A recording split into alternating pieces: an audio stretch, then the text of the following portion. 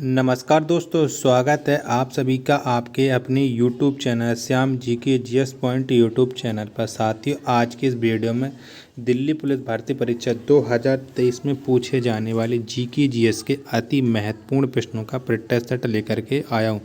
प्यारे साथियों, मैं आपको एसएससी के विभिन्न प्रतियोगी परीक्षा में पूछे गए जीके जीएस के प्रश्न करा रहा हूँ, जो आने वाली दिल्ली पुलिस भर्ती परीक्षा 2023 के लिए अत्यंत महत्वपूर्ण हो जाते हैं। तो साथियों, आज के प्रैक्टिस सेट को पूरा करिएगा। प्रैक्टिस सेट पसंद आए तो वीडियो को आप लाइक कर देना। चैनल को आपने अभी तक सब्सक्राइब नहीं किया होगा, ये मुझे पता है, क्योंकि आप सभी लोग प्रैक्टिस सेट लगा लेते हैं और वीडियो को लाइक भी नहीं करते हैं। तो प्लीज़ वीडियो को लाइक ज़रूर करना, और चैनल को आपने अभी तक सब्सक्राइब नहीं किया होगा तो चैनल को आप ज़रूर सब्सक्राइब करें। इस प्रैक्टिस सेट को पूरा करने के बाद आपको इसे अपने सभी दोस्तों के पास ज़रूर शेयर कर दें, जो भी दिल्ली पुलिस भर्ती परीक्षा 2023 की तैयारी कर रहा हो, जीके जीएस में एक अच्छा स्कोर करना चाहता है। क्योंकि आप लोग जानते हैं कि दिल्ली पुलिस भर्ती परीक्षा 2023 में जीके जीएस के 50 प्रश्न पूछे जाने वाले हैं, जिसमें से सभी अभ्यर्थियों का टारगेट है कि वो 50 प्रश्नों में से कम 40 प्रश्न तो हर हाल में सही करके ही आएंगे। तो 40 प्रश्न आपको कराने के लिए लगातार प्रैक्टिस सेट करने होंगे। तो मैं अपने चैनल पर आपको लगातार प्रैक्टिस सेट करवा रहा हूँ। प्रैक्टिस सेट के जरिए आपका अच्छा स्कोर हो पाएगा। तो इन्हीं सब बातों को ध्यान में रखते शुरू करते हैं। तो पहला प्रश्न है आपके सामने की, नेट एयर सिंचाई परियोजना कहाँ है? तो कहाँ पर है नेट एयर सिंचाई परियोजना? तो ये है केरल में नेट एयर सिंचाई परियोजना। तो एक का जो राइट आंसर होगा ऑप्शन नंबर ए। प्रश्न संख्या दूसरा है आपके सामने कि तात्या टोपे का वास्तविक नाम क्या था?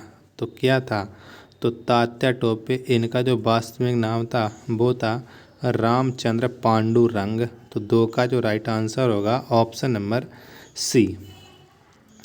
प्रश्न संख्या 3 है आपके सामने कि डालमा अभ्यारण्य किस राज्य में स्थित है? तो कौन से राज्य में स्थित है? तो डालमा अभ्यारण्य ये स्थित है झारखंड राज्य में। कहाँ पर? झारखंड में। तो 3 का जो राइट आंसर होगा ऑप्शन नंबर बी। प्रश्न संख्या 4 है आपके सामने कि सोलंकी वंश का संस्थापक कौन था? तो कौन था? तो सोलंकी वंश का संस्थापक ये था मूलराज प्रथम। कौन? मूलराज प्रथम ये सोलंकी वंश का संस्थापक था। तो 4 का जो राइट आंसर होगा ऑप्शन नंबर ए।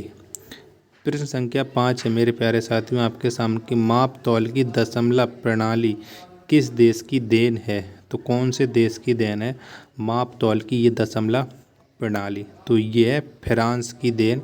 तो 5 का जो राइट आंसर होगा ऑप्शन नंबर सी।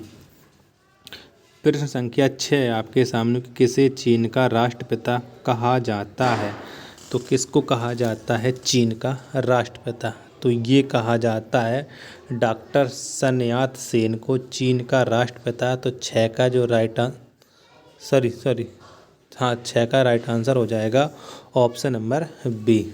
प्रश्न संख्या 7 है आपके सामने कि अहमद शाह अब्दाली का वास्तविक नाम क्या था? तो क्या था? तो अहमद शाह अब्दाली, इसका जो वास्तविक नाम था वो था अहमद खां।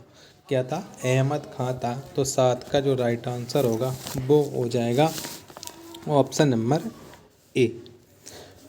प्रश्न संख्या 8 है आपके सामने कि कपिलधारा जलप्रपात किस नदी पर स्थित है? तो कौन सी नदी पर स्थित है कपिलधारा जलप्रपात? तो ये है नर्मदा नदी पर स्थित। तो 8 का जो राइट आंसर होगा वो हो जाएगा ऑप्शन नंबर बी। प्रश्न संख्या 9 है आपके सामने कि ऑफिसर्स ट्रेनिंग एकेडमी कहाँ अवस्थित है? तो कहाँ पर स्थित है ऑफिसर ट्रेनिंग एकेडमी? तो ये स्थित है नई दिल्ली में। कहाँ पर है? नई दिल्ली में है। तो 9 का जो राइट आंसर होगा ऑप्शन नंबर ए। प्रश्न संख्या 10 है आपके सामने कि चिल्का झील किस लिए प्रसिद्ध है? तो किसके लिए प्रसिद्ध है चिल्का झील? तो चिल्का झील ये प्रसिद्ध है झींगा पालन के लिए। किसके? झींगा पालन के लिए चिल्का झील प्रसिद्ध है। तो 10 का जो राइट आंसर होगा वो हो जाएगा ऑप्शन नंबर ए। प्रश्न 11 है आपके सामने कि दुनिया के मजदूरों एक हो का नारा किसने दिया था? तो किसके द्वारा यह नारा दिया गया था कि दुनिया के मजदूरों एक हो? तो ये नारा दिया था कार्ल मार्क्स ने। तो 11 का जो राइट आंसर होगा ऑप्शन नंबर सी।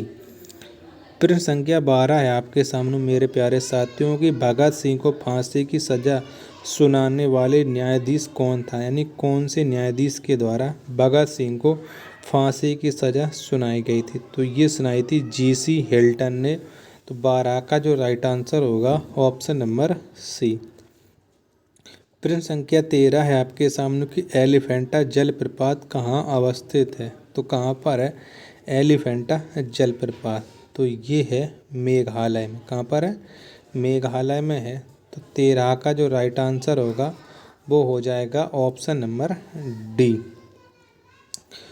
प्रश्न संख्या 14 है आपके सामने कि कांग्रेस का प्रथम विभाजन किस अधिवेशन में हुआ था, यानी कौन से अधिवेशन के द्वारा कांग्रेस का विभाजन दो भागों में हो गया था, गर्म दल एवं नरम दल में। तो ये हो गया था सूरत अधिवेशन में।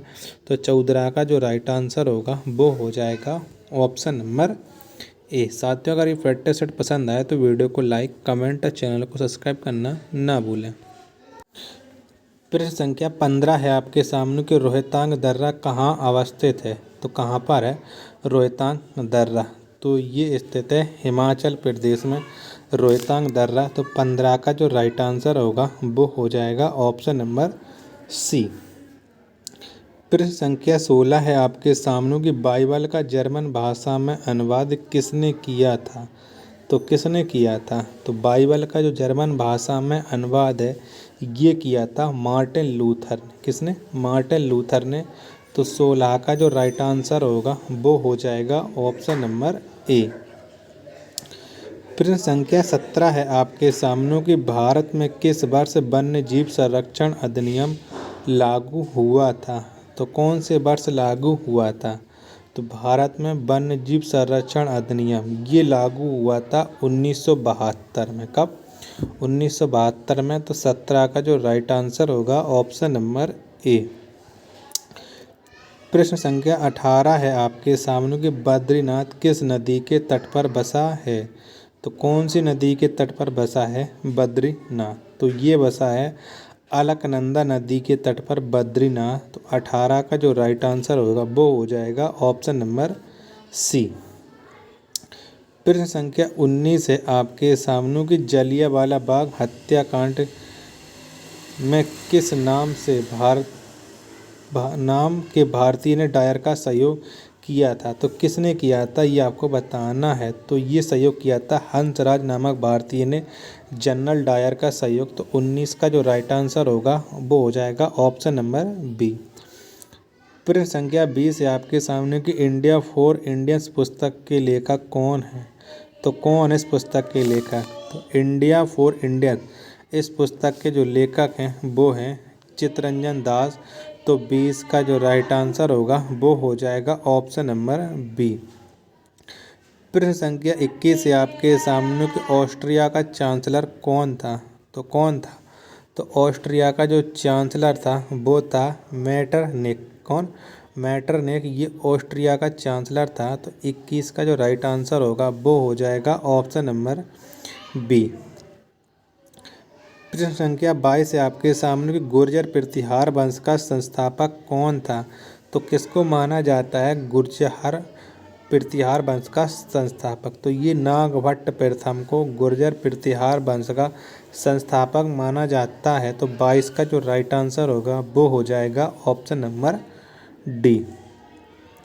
प्रश्न 23 है आपके सामने कि विवेकानंद को स्वामी विवेकानंद की उपाधि किसने दिया था। तो किसने दी थी। तो विवेकानंद को स्वामी विवेकानंद की जो उपाधि दी थी वो दी थी महाराजा खेतड़ी ने। तो 23 का जो राइट आंसर होगा वो हो जाएगा ऑप्शन नंबर बी। प्रश्न संख्या 24 है आपके सामने कैबिनेट मिशन किसके नेतृत्व में आया था। तो किसके नेतृत्व में कैबिनेट मिशन भारत आया था। तो ये सर पैट्रिक लॉरेंस के नेतृत्व में कैबिनेट मिशन आया था भारत। तो 24 का जो राइट आंसर बनेगा वो बन जाएगा ऑप्शन नंबर ए। प्रश्न संख्या 25 है आपके सामने कि लेह और श्रीनगर को संबद्ध करने वाला दर्रा कौन सा है। तो कौन सा है दर्रा। तो लेह और श्रीनगर को संबद्ध यानी जोड़ने वाला दर्रा है वो है जोजिला। तो 25 का जो राइट आंसर होगा वो हो जाएगा ऑप्शन नंबर सी। प्रश्न संख्या 26 है आपके सामने की फरक्का सिंचाई परियोजना किस राज्य में है? तो कौन से राज्य में है फरक्का सिंचाई परियोजना? तो ये है पश्चिम बंगाल में फरक्का सिंचाई परियोजना। तो 26 का जो राइट आंसर होगा वो हो जाएगा ऑप्शन नंबर सी। प्रश्न संख्या 27 है आपके सामने कि भारत में सबसे पुराना अभ्यारण्य कौन सा है? तो कौन सा है बताइएगा। तो भारत में सबसे पुराना जो अभ्यारण्य है वो है जिम कॉर्बेट। तो 27 का राइट आंसर हो जाएगा ऑप्शन नंबर सी। प्रश्न 28 है आपके सामने कि हरित सोना कहलाता है। तो कौन कहलाता है हरित सोना? तो चाय ये हरित सोना कहलाता है। तो 28 का जो राइट आंसर होगा वो हो जाएगा ऑप्शन नंबर डी। प्रश्न 29 है आपके सामने कि भारत में हिमालय की सबसे ऊंची चोटी कौन सी है? तो कौन सी है? तो भारत में हिमालय की जो सबसे ऊंची चोटी है वो है कंचनजंगा। कौन है? कंचनजंगा। तो 29 का जो राइट आंसर हो जाएगा वो हो जाएगा ऑप्शन नंबर ए। प्रश्न संख्या 30 है आपके सामने कि किस इटली निवासी को मानववाद का संस्थापक माना जाता है? तो किसको माना जाता है? तो मानववाद का जो संस्थापक ये माना जाता है पेट्रोक को। तो 30 का जो राइट आंसर होगा वो हो जाएगा ऑप्शन नंबर ए। प्रश्न 31 है आपके सामने कि द फॉल ऑफ मैन किसकी कृति है? तो ये किसकी कृति है? द फॉल ऑफ मैन ये कृति यानी ये पुस्तक है या इसे लिखा है वो लिखा है माइकल एंजेलो ने। तो 31 का राइट आंसर हो जाएगा ऑप्शन नंबर बी। प्रश्न 32 है आपके सामने कि केंद्रीय ईंधन अनुसंधान संस्थान कहाँ स्थित है? तो कहाँ पर स्थित है? तो केंद्रीय ईंधन अनुसंधान संस्थान ये स्थित है धनबाद में। तो 32 का जो राइट आंसर होगा ऑप्शन नंबर सी। अगला प्रश्न है आपके सामने किसके शासन में 1943 ईस्वी में बंगाल में भयानक अकाल पड़ा था? तो किसके समय बंगाल में भयानक अकाल पड़ा था? तो ये लॉर्ड लिनिथगो के शासनकाल में बंगाल में भयानक अकाल पड़ा था। तो 33 का जो राइट आंसर होगा वो हो जाएगा ऑप्शन नंबर ए। प्रश्न 34 है आपके सामने कि बेलूर मठ का संस्थापक कौन था? तो कौन था बेलूर मठ का संस्थापक? तो स्वामी विवेकानंद बेलूर मठ का संस्थापक था। तो 34 का जो राइट आंसर होगा वो हो जाएगा ऑप्शन नंबर सी। प्रश्न संख्या 35 है आपके सामने की वरुणा परियोजना किससे संबंधित है? तो किससे संबंधित है वरुणा परियोजना? तो क्लाउड सीडिंग से संबंधित है वरुणा परियोजना। तो 35 का जो राइट आंसर बनेगा वो हो जाएगा ऑप्शन नंबर डी। प्रश्न संख्या 36 है आपके सामने कि तिरुपति किस पहाड़ी में स्थित है? तो कौन सी पहाड़ी में स्थित या कौन सी पहाड़ी पर स्थित है तिरुपति? तो ये स्थित है सेलाचलम पहाड़ी पर। तो 36 का जो राइट आंसर होगा वो हो जाएगा ऑप्शन नंबर सी। प्रश्न संख्या 37 है आपके सामने कि विद्यासागर सेतु किस नदी पर बना है? तो कौन सी नदी पर बना है विद्यासागर सेतु? तो हुगली नदी पर बना है विद्यासागर सेतु। तो 37 का जो राइट आंसर होगा वो हो जाएगा ऑप्शन नंबर बी। प्रश्न संख्या 38 है आपके सामने कि मांडी सिंचाई परियोजना किस नदी पर अवस्थित है? तो कौन सी नदी पर स्थित है मांडी सिंचाई परियोजना? तो ये ब्यास नदी पर। तो 38 का जो राइट आंसर होगा वो हो जाएगा ऑप्शन नंबर बी। प्रश्न संख्या 39 है आपके सामने कि भारत में गेहूं का जीन बैंक कहाँ स्थित है? तो कहाँ पर स्थित है गेहूं का जीन बैंक? तो ये स्थित है करनाल हरियाणा में गेहूं का जीन बैंक। तो 39 का जो राइट आंसर होगा वो हो जाएगा ऑप्शन नंबर ए।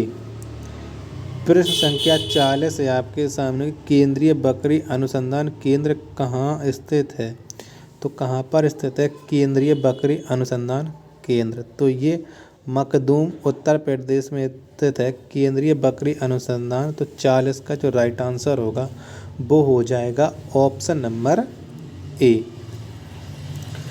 प्रश्न संख्या 41 है आपके सामने कि अमेरिका का स्वतंत्रता युद्ध के संधि के तहत समाप्त हुआ। तो कौन सी संधि के तहत समाप्त हो गया था अमेरिका का स्वतंत्रता युद्ध? तो ये पेरिस की संधि के तहत समाप्त हो गया था। तो 41 का जो राइट आंसर होगा ऑप्शन नंबर ए। प्रश्न संख्या 42 है आपके सामने को लास्ट प्रश्न है आज के इस प्रैक्टिस सेट का कि रोहिला युद्ध किस वर्ष हुआ था? तो कौन सी वर्ष युद्ध हुआ था ये रोहिला युद्ध? 1774 का 1774 में ये रोहिला युद्ध हुआ था। तो 42 का जो राइट आंसर होगा वो हो जाएगा ऑप्शन नंबर ए। साथियों, अगर आपको ये प्रैक्टिस सेट पसंद आया और आपको हमारे मन पसंद आए तो प्लीज़ वीडियो को एक लाइक ज़रूर करना। चैनल को आपने अभी तक सब्सक्राइब नहीं किया होगा ये मुझे पता है, तो प्लीज़ चैनल को ज़्यादा से ज़्यादा सब्सक्राइब करके सपोर्ट कराइएगा और चैनल को आगे बढ़ाइएगा। मिलते हैं अपने नेक्स्ट प्रैक्टिस सेट में, तब तक के लिए धन्यवाद। जय हिंद मेरे प्यारे साथी।